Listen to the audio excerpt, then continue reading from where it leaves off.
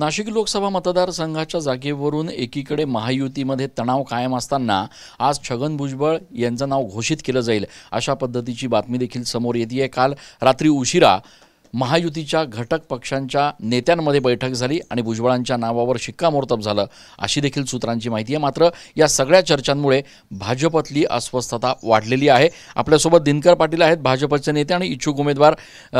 पाटील साहेब, आपण जवळपास 2 वर्षांपासून संपूर्ण जिल्ह्याचा मतदारसंघाचा आढावा घेताय। तयारी आपली 2 वर्षांपासून होती। भुजबळांचं नाव कदाचित आज जाहीर होण्याची शक्यता आहे, आपली काय प्रतिक्रिया?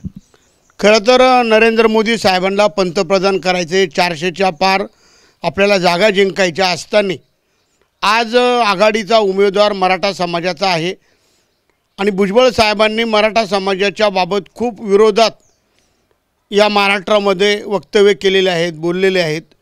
त्याचा फटका हा आपल्याला या नाशिक लोकसभा मतदारसंघात बसेल।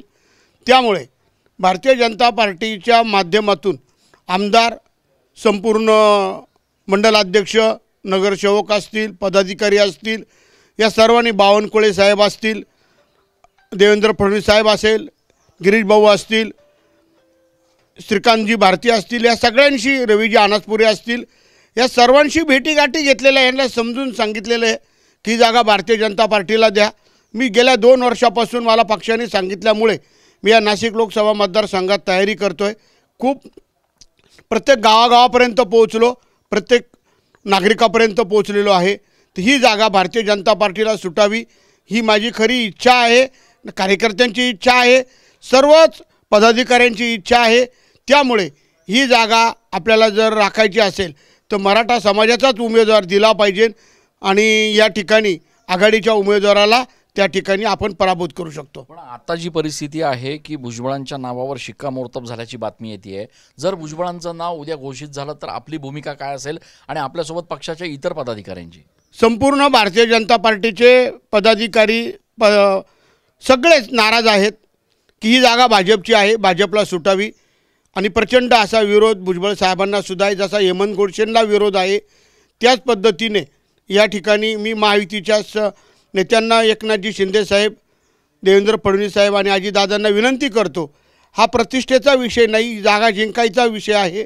आपण सगळ्या तिन्ही नेत्यांनी खास करून विचार केला पाहिजे, ही जागा घालू नका। माझी खूप मोठी तयारी आहे, समोर मराठा समाजाचा उमेदवार आहे, त्यामुळे अजूनही विचार करावा ही माझी विनंती आहे। भाजपचा असा देखील एक प्लॅन आहे की भुजबळांच्या माध्यमातून एक ओबीसी चेहरा, एक ओबीसी नेतृत्व देशाला मिळेल, केंद्रात भाजपला त्याचा फायदा होईल, असं देखील एक गणित मांडलं जात आहे। भुजबळ साहेबांना त्यांनी राज्यसभेवर घेतलं तरी होईल आणि पूर्ण भारतभर त्यांना फिरवा, काहीच विषय नाही। परंतु या जागेत आज भुजबळ साहेब चालणार नाही, ही सगळ्या जनतेची तून आवाज आहे। म्हणून हा निर्णय महायुतीच्या नेत्यांनी घ्यावा अशी माझी विनंती आहे।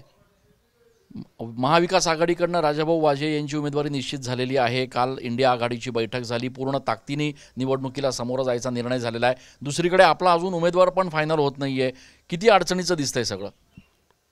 अडचण काही होणार नाही, फक्त निर्णय घेताना मराठा समाजाचाच उमेदवार द्यावा आणि मी खूप मोठी तयारी केलेली आहे, हा विचार करावा अशी माझी विनंती आहे। खूप खूप धन्यवाद।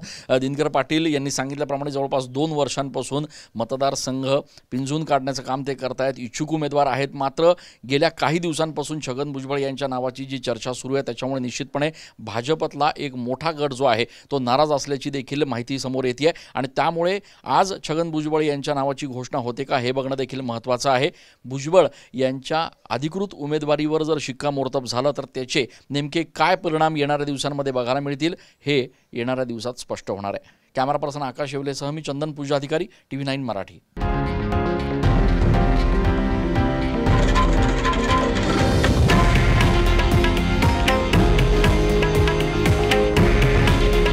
हे आहे देशातील नंबर 1 न्यूज नेटवर्क आणि आपण पाहत आहात TV9 मराठी। काळजी तुमची, हित महाराष्ट्राचं।